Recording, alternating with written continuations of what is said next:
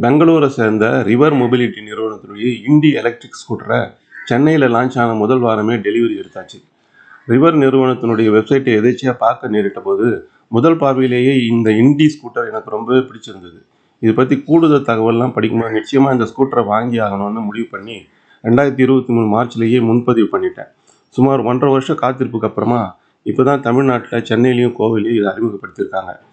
இதனுடைய வடிவமைப்பே ரொம்பவே வித்தியாசமாக இருக்குது.